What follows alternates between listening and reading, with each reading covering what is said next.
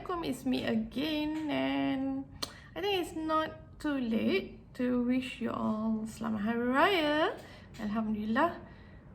I can't count how many years we've been together on this YouTube channel anymore, but thank you for still joining me on this channel. Thank you for staying with me over these years. And I would say that the past 1 year I've been actively contributing to this channel, and I have also been receiving a lot of questions from all of you, and from time to time I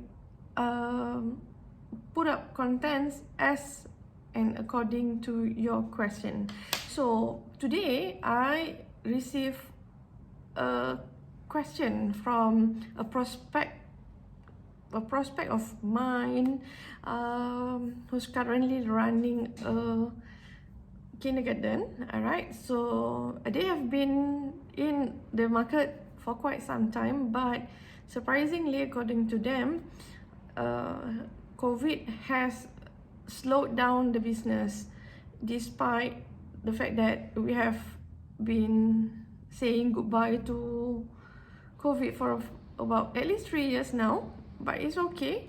I actually have answers for this question years before, but I just think that I'd like to add up, and I also don't mind answering it again. So here are the 4 things that I actually identified in the prospects area of business, which I think if I were to share with you these 4 points, maybe it will also benefit you. So if it does, I think it is meaningful for me if you can just click the button subscribe and also follow me on this channel for more updates. Who knows, one day your questions will also get answered. Alright, so let's go to the first point that I think this school needs improvement. Okay, first of all, this school is a kindergarten. It is not a franchise or whatsoever. It is how do I say this here? It is wholly owned by an individual. I feel so grateful that I had the opportunity to meet this lady today. When I talk to her, it feels like I'm talking to myself, the younger self of me, which in the past I also had my own center. So without further ado, let's work out with the first point that I highlighted to this lady. Okay, first of all, she has a website for her kindergarten, but unfortunately, this is the mistake that I did before for myself in a potential kindergarten that I nearly opened in 2020, before the pandemic hits. Okay, so she had a website, but the website only shows her as the owner. So in other words, in the board of directors section, she only showed herself, and in the staff area also, it's always her. It's just her alone. Then when I asked her why is that, why is in the organizational chart she just put herself, then she answered, because the teachers keep on changing, so she can't cope with updating the website on her own. I think it is a bit it's a small misconception here, because if you were to only show yourself, you are actually creating worry for parents, because it's like you, instead of having a kindergarten, it looks like you are actually a nanny. So my advice to her is to actually put up a proper organizational chart, and in case she worries about teachers keep coming in and go, the other option she can do is always having a page in the website that shows what does the school do throughout the years. So in this section, she can actually have activities done within a year, or the same activities done over the years. So if it is done over the years and the teachers keep on changing, still in the pictures the activities is consistent, and but however, of course, the students and the teachers may not look the same, but that is also a form of a show of progress for the school. So I asked her to do that kind of correction. Other than that, I will look into website as a topic for my next video. Okay, so next one, in order for her to call in more enrollment, I also suggested that she do activities that can call those in her neighborhood to come to her premise. So one of the things that I suggested is that for her to do an annual open day.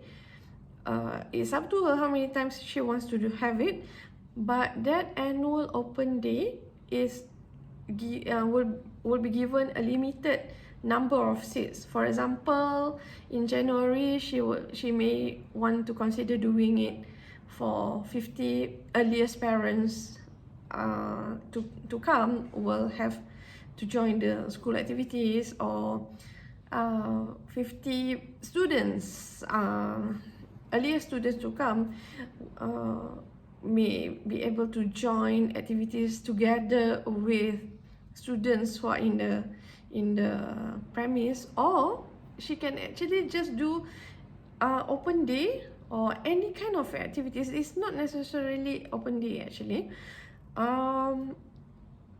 For every time there is school break, because if kindergarten has the break, this is not a babysitter or nursery, so definitely there are a few school breaks that they observe. So I've suggested that she do the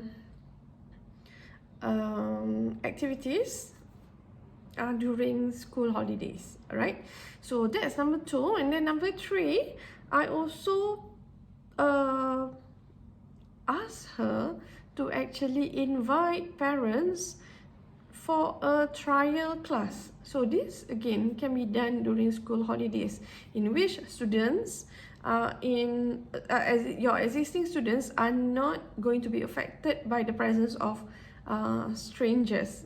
Okay, eventually I hope with having these strangers will turn into their customers as well as their students. Okay, and then last but not least, I have said it before, but it's okay, I repeat this. How about giving vouchers to existing parents when they successfully introduce you to new students, and these new students enroll into your kindergarten. So which means to say, let's say I own a tuition center, I own a kindergarten, all right? I own a kindergarten, and Ali sends his daughter to my kindergarten. So one day I speak to Ali, if you can get me a new student coming in into my kindergarten, I will give your daughter a 10% discount in the next tuition fee. So Ali finds out that this is a good deal. So Ali introduces me or his friend to my my kindergarten, and this Ali's friend, upon seeing my premise, upon talking to me, finds out that this kindergarten fits the children, her children, her child, her child or her children well, and this lady enrolls the children to my kindergarten. So what do I do? In the next tuition fee, in the next month, when Ali pays his tuition fee for his child, he'll be discounted 10% because he introduced my kindergarten to his friends. So these are the things that you can actually consider doing in order to make your center, your tuition center, your learning center, your kindergarten, even your school, financially exists in the market. Alright, so when we talk about financially exist, it doesn't only mean that we have to fork out our money in order to keep the school running, but also to make sure that whatever we do draws people to come to get to know our learning centers. So I hope this helps you this time, and wish me luck with this prospect, because the case this time is very interesting, and I would love to work with this lady and see her improvements in a few months time, maybe 4 months from now. So wish her luck, wish me luck, wish us luck. Okay, so till next time, Assalamualaikum.